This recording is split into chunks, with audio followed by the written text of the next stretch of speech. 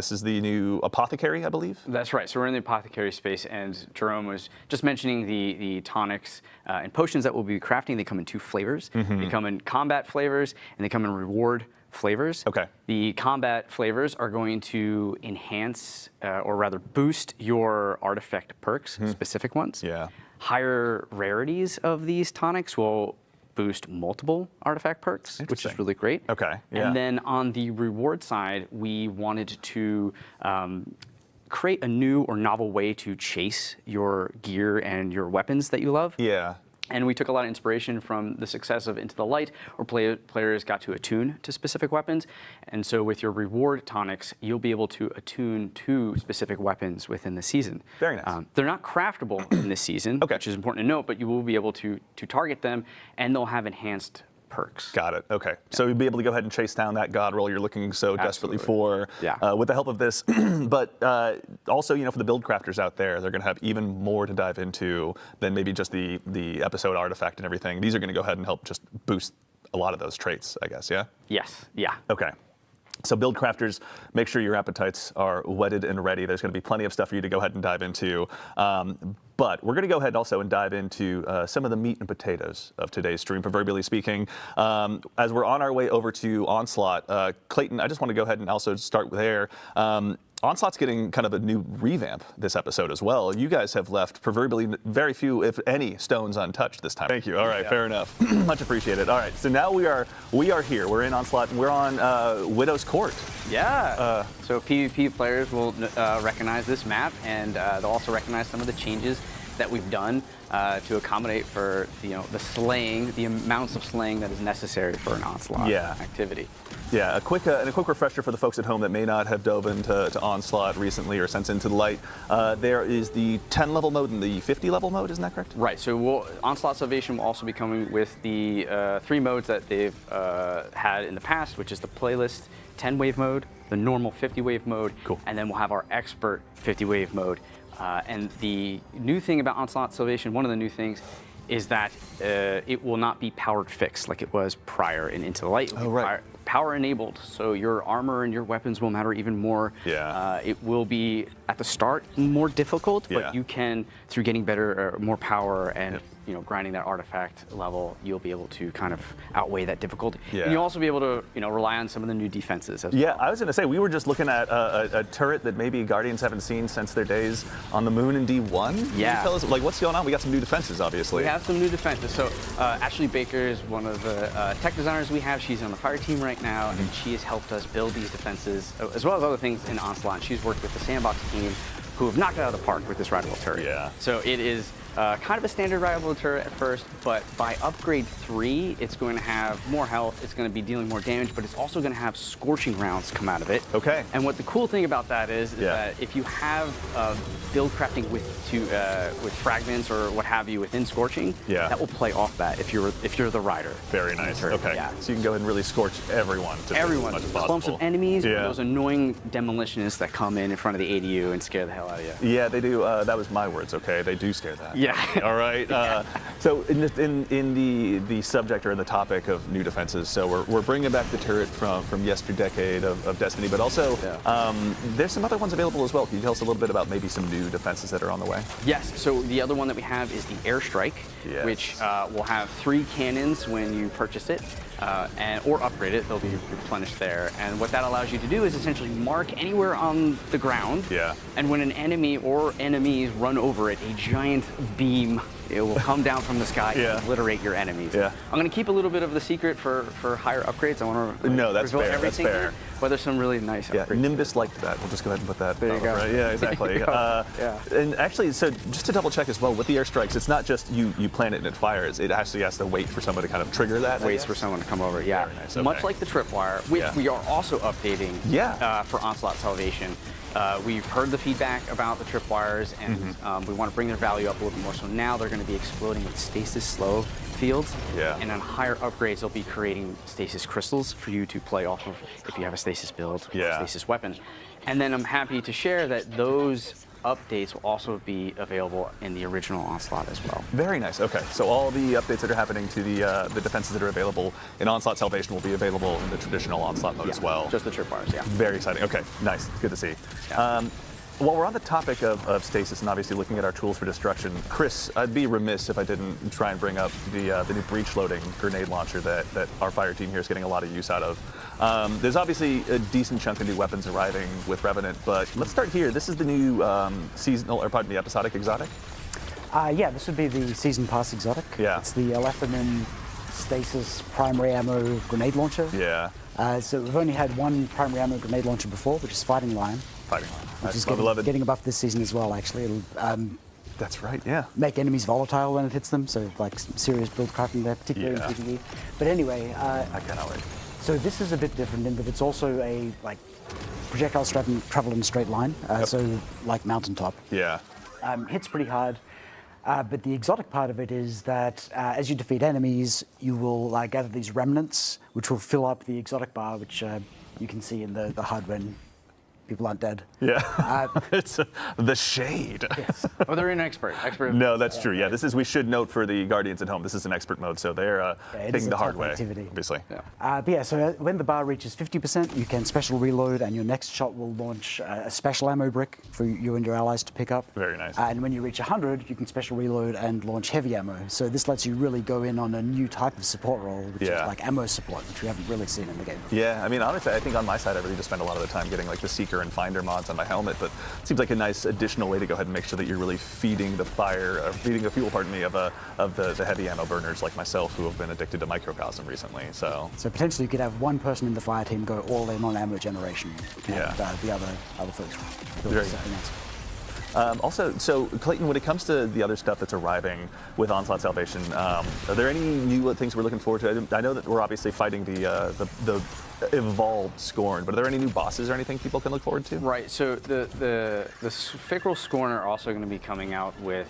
what we're calling the Revenant Baron. Okay. And that thing is scary, and you'll see it on wave 6 here in a second when the players are instructed to go into like a Revenant nest and go and save the Elixni from being captured. Yeah. These Revenant Barons, they stalk the area, and when you kill them, they will create a Revenant totem which flies in a random direction, leaving a trail so you can kind of like stalk it, find it. Yeah. You have to kill it before it would respawn the Revenant Baron. Oh, really? Yeah, so there's some hide and seek gameplay there.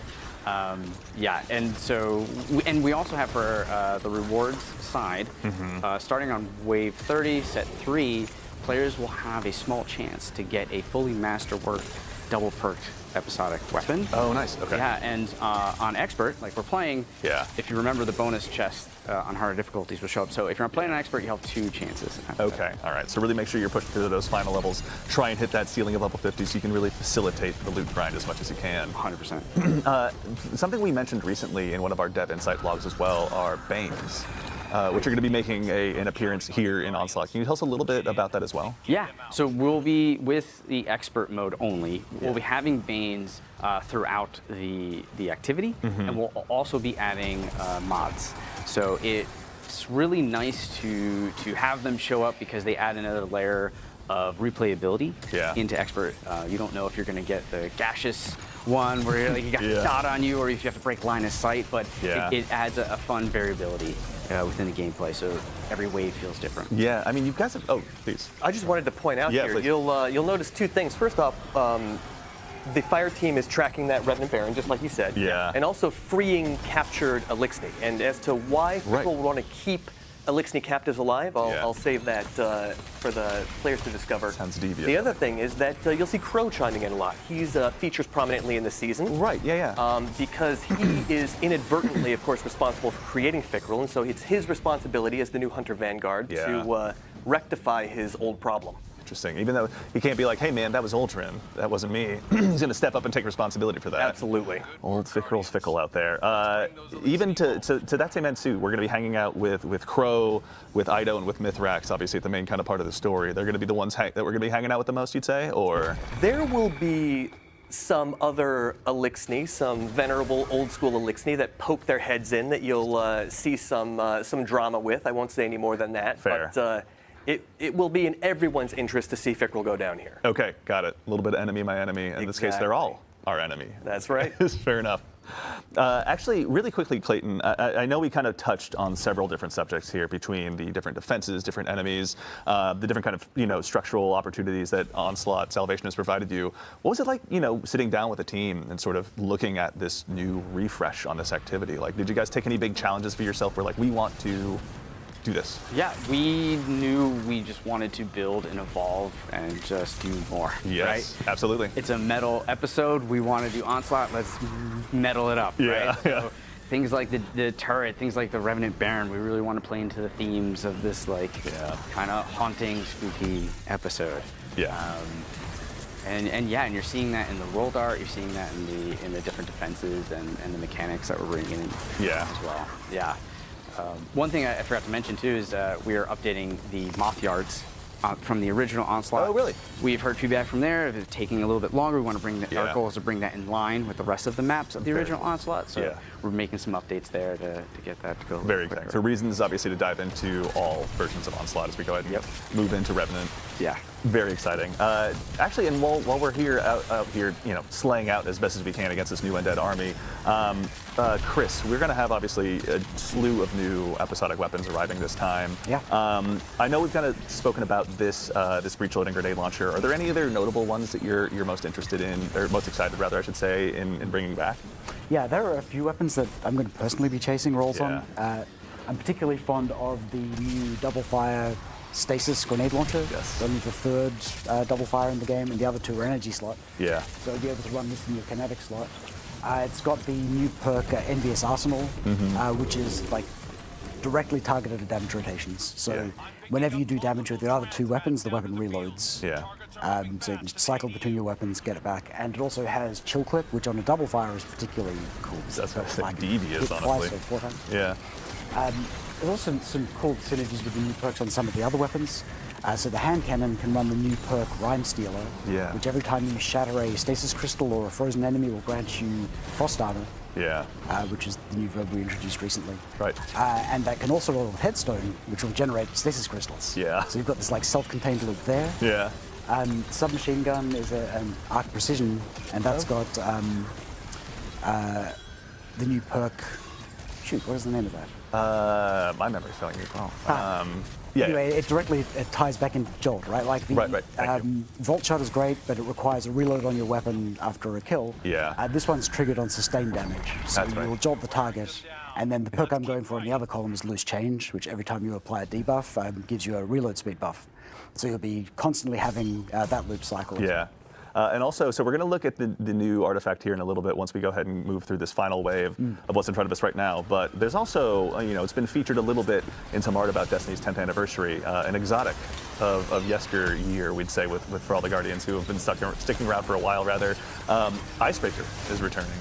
Yeah, Icebreaker is coming back. It's something that we've been holding off on doing just because the ammo economy issues that are introduced in Destiny 1 are pretty dire. Yeah. But we've got a version here which we think lets you get back into that fantasy of just like always having uptime on the weapon without letting you just hang back and like plink away at enemies from range, which we never liked. So the way it works is assists and final blows with other weapons will just generate ammo for Icebreaker. Got it. It's got like a 10-round magazine, which is also the same size as reserves. Yeah. So the play is that in between boss damage phases or something, you and your team slay out, and as long as you're getting assists or kills, you'll come back in fully loaded. Got it.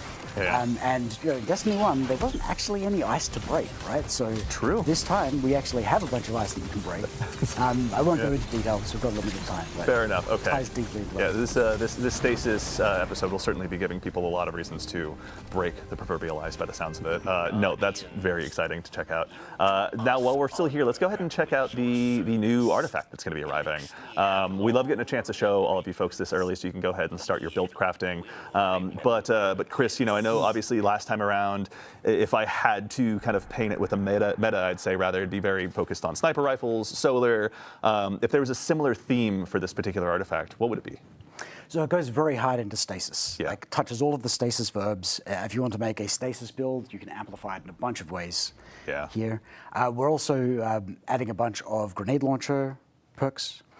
So we've got overload grenade launchers, which is great, like tagging those like super deadly overload champions. Yeah. Also bringing back a variant of like everyone's favorite grenade launcher artifact perk, Breach and Clear. Oh, yes. So you can weaken enemies, and then when you boost it, you can get the second part of that old perk. We were saying earlier, you can boost artifact perks with the potion system. That's right, yeah. Good.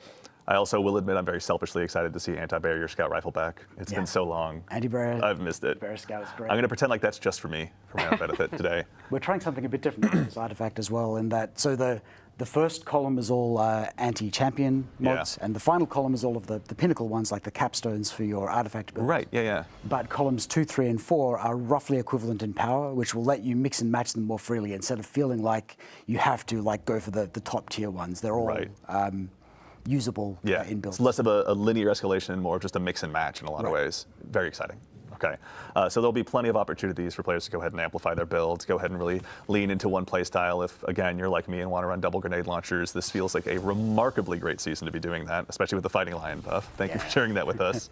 But I believe that actually wraps us up for this particular segment of Onslaught, but there's also a couple more things that I wanted to go ahead and tease it.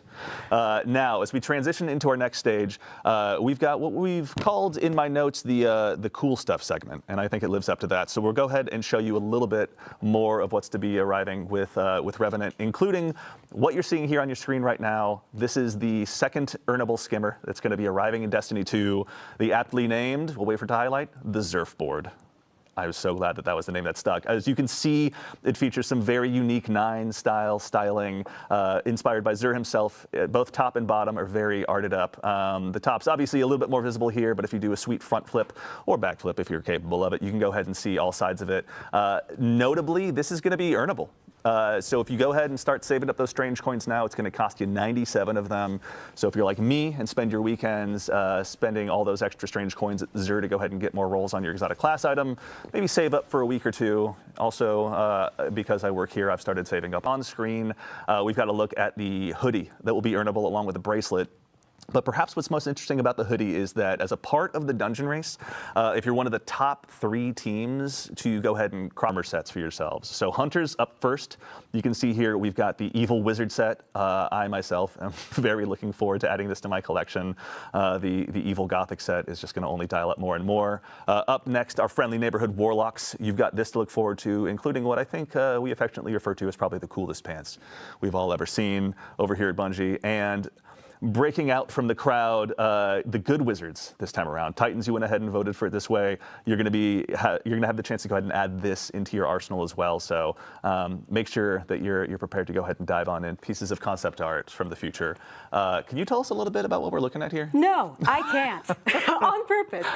What I can tell you is that this is some concept art of our new destination, which, like I said, is a new place that we haven't been to before. Yeah. Which means that these people that you're seeing are people that we haven't met yet. We're going to learn a lot more about them, and I love this piece because the longer that you look at it, same with some of the other art that we've shared so far.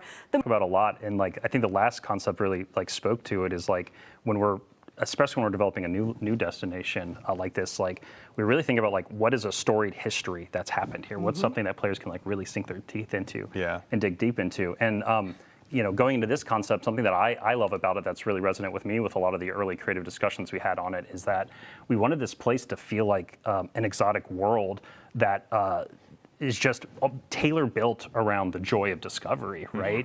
And then so within this new destination in Apollo, you're going to be discovering powerful abilities in order to uncover secrets in this location and in order to carve a path to the great mystery at the heart of the planet. Yeah. And that's what these concepts, when I look at them in retrospective as the team is now actively building a bunch of this stuff.